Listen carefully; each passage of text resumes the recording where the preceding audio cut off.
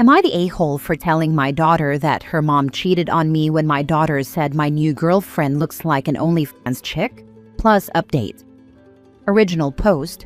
Throwaway account and fake names for privacy. I, 49 male, got divorced from my wife Emily, 49 female, about a year and a half ago after I found out she had been cheating on me with more than one man.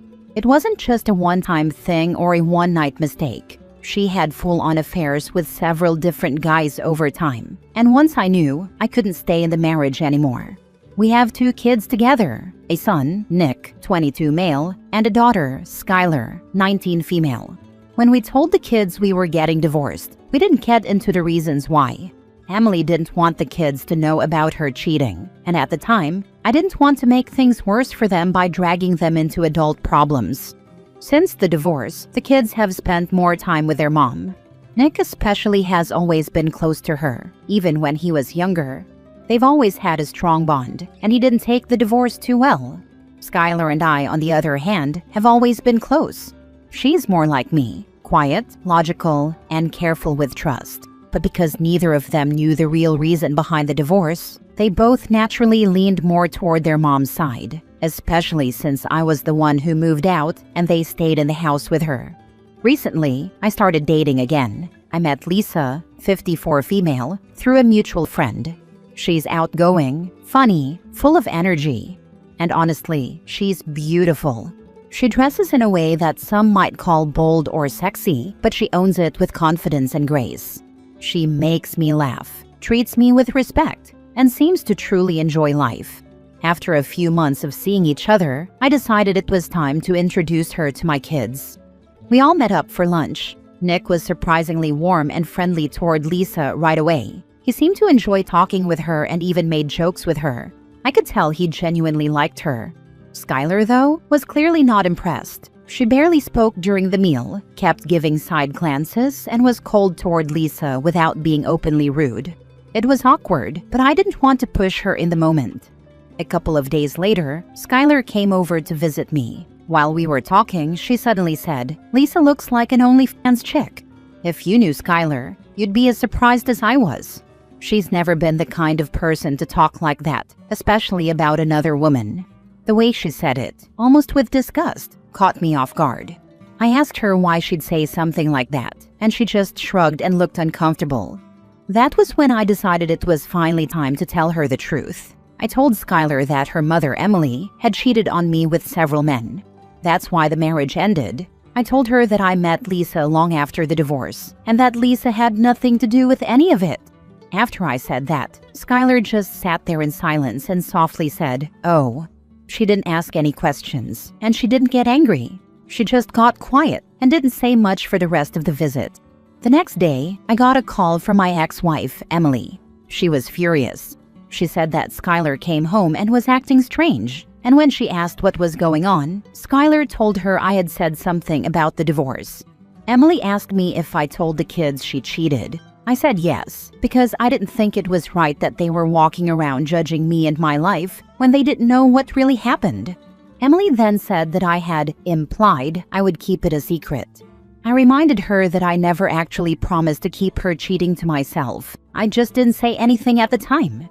She argued that by keeping quiet for so long, I gave her the impression I would never bring it up.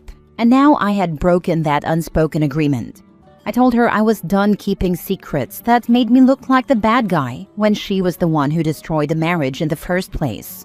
Now I'm wondering, was I wrong to finally tell the truth to our daughter? I didn't go into details or try to turn her against her mom. I just told her the reason I left after she made that unfair comment about my new girlfriend. I feel like I was backed into a corner. But now I have to ask, am I the a-hole? Now for the top comments. How long since the divorce? How long ago did she cheat? Did she cheat with 20-year-olds when she was a 20-year-old? The divorce was finalized in November 2024. Her cheating was discovered in June 2023. I know of at least 8 guys she cheated with. She cheated with men in their mid to late 20s when she was in her late 40s. So sorry for you to have to get through something like that. Were you two in a dead bedroom situation at the time? And at least 8 men? What's up with that? Her reasoning? and how you came to find how many were she with.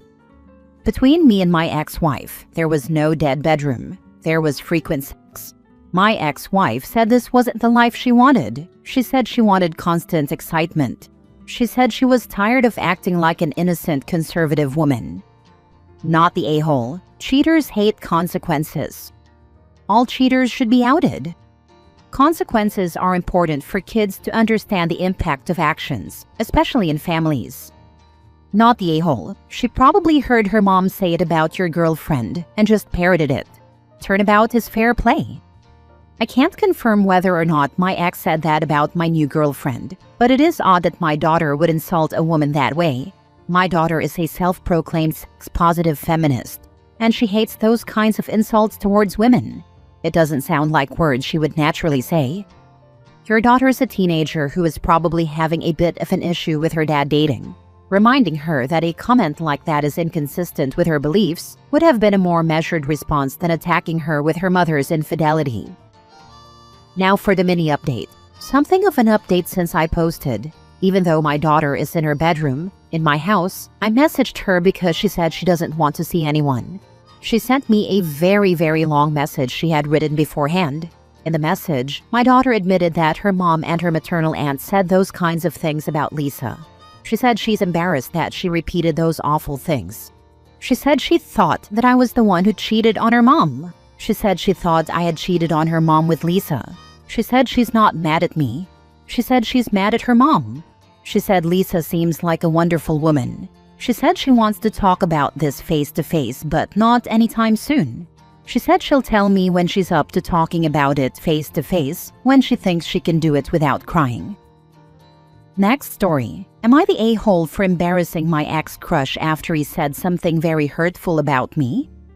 Last summer, we moved across the country, and I had to go to a new school. I became part of a friend group whose members had known each other for a long time. I always felt left out because they would ignore me all the time.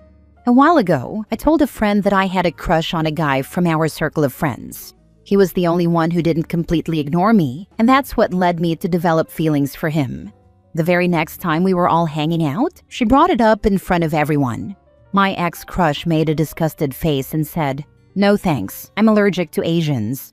Everyone laughed, even that friend who revealed my secret, whom I had considered my closest friend at the time. My body went cold, and I felt this sharp pain in my stomach. All I could do was force an awkward smile. I couldn't even speak. I stayed with them for maybe 10 more minutes before I finally made an excuse and went straight home. I felt sick and ended up throwing up, then I cried for hours. That was honestly one of the worst days of my life. I felt betrayed, humiliated, and lonely. After that day, I cut contact and never hung out with them again.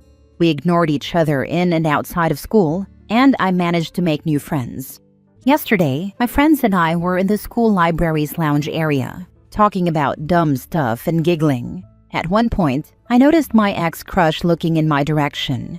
As soon as our eyes met, he smiled and waved at me. I felt pain and disgust in my stomach, so I just rolled my eyes and turned my attention back to my friends. After a few moments, I heard him calling my name while suddenly standing right beside us. That made the pain in my stomach spike to 10 times worse. He asked how I was doing. I just said, "I'm fine," without asking him anything in return. I turned back to my friend and kept talking, hoping he'd take the hint and leave. But he didn't. He just stood there, not saying anything.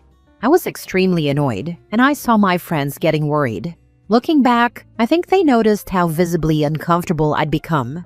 Without even thinking, I turned to him and said, "You sure you want to stand this close to us? I thought you said you were allergic to Asians."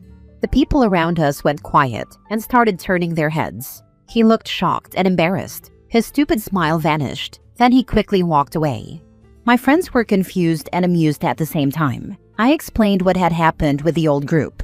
Honestly, making my ex-crush feel embarrassed and finally speaking up about what happened felt amazing. That awful pain in my stomach disappeared instantly. My friends hugged me and assured me that I did nothing wrong. But today, ever since I woke up, I've been feeling kind of guilty. Mostly for feeling good about what I did. Something inside me keeps telling me I should feel bad about my actions, whether or not he deserved it. Not the a-hole. Even if he was trying to be funny in the moment, he was a dick. And good for you. This was our first interaction since then. He never apologized or clarified that he was joking or not. Not the a-hole. You just reminded him of what he had said to you. If that makes you feel guilty, get over it. You did great. Thank you. It's kinda hard for me to see it that way. My parents always tell me to be polite and avoid causing a scene. Not the a-hole. You stood up for yourself and put the racist in his place. The guilt you're feeling, that's not yours to carry, that's his. You deserve respect, and you're worthy. Remember that. Thank you for saying that. What you did was perfect, because you gave him the chance. He didn't take it. And then very clearly and in a smart way communicated what he did wrong. You didn't create drama saying something vague. You didn't start to cry. You didn't try to mess up with him because he was mean. You continued with your life, trying to deal with the pain, and when he came back to be an a-hole, you didn't take it.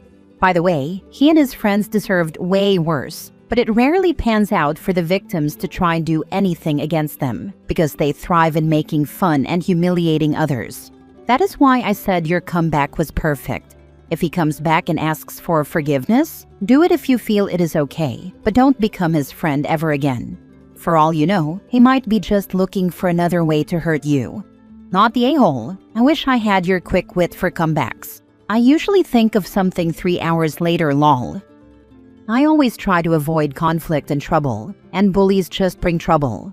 Also, I hope he doesn't come near me again, even if he wants to apologize. His presence isn't good for my poor stomach. Last story. Am I the a-hole for not letting my daughter's half-sister come over to my house again?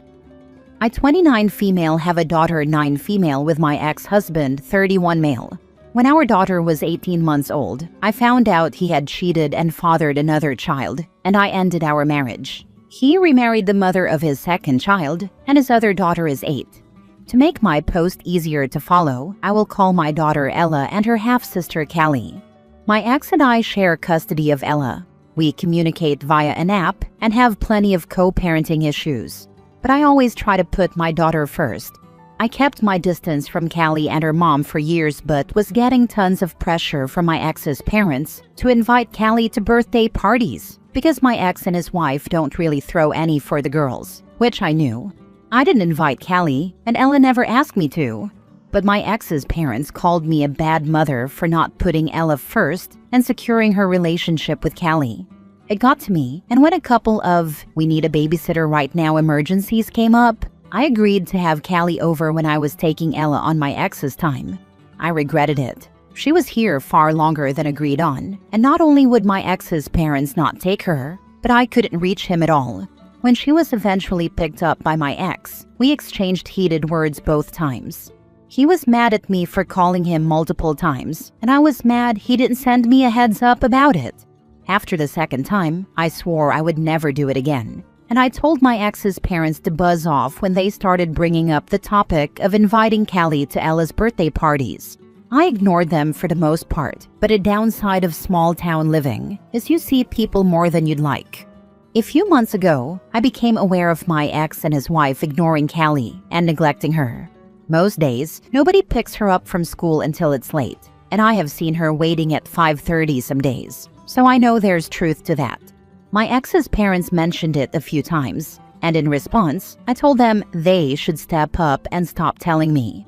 My ex has started texting more and asking me to pick Callie up and babysit until someone can come and get her, and he's admitted he's leaving her out on the street on her own. I have called CPS a couple of times, especially when my ex has admitted to leaving her out there and also to not providing enough food. Nothing was done. Callie is still there, and no visit has been made that I'm aware of.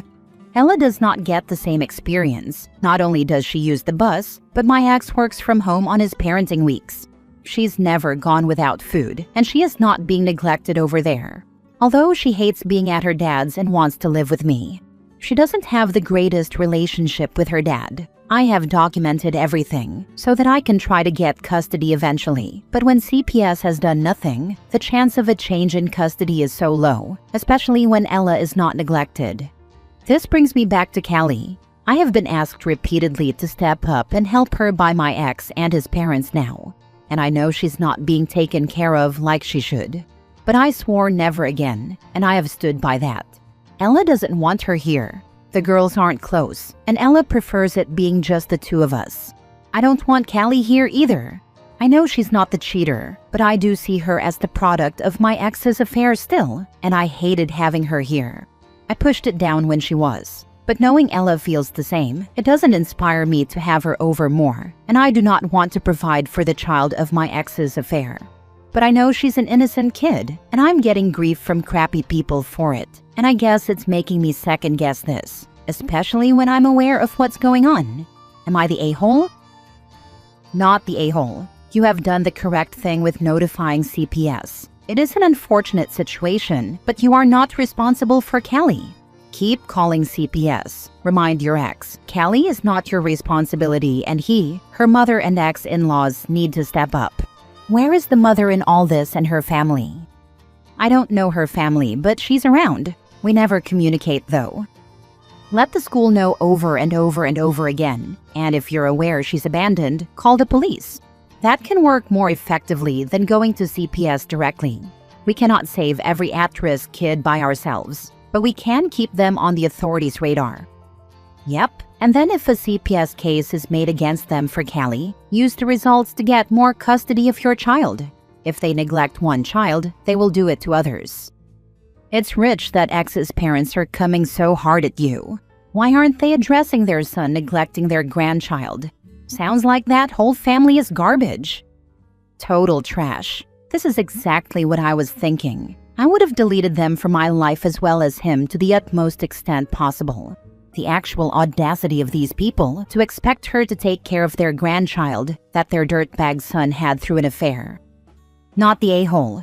Stay firm, focus on your own daughter, and every time the ex reaches out regarding his daughter, document and send it to his parents and CPS. I don't want to be told I need to help the other child. My daughter is already in therapy. I have called CPS twice. Nothing was done.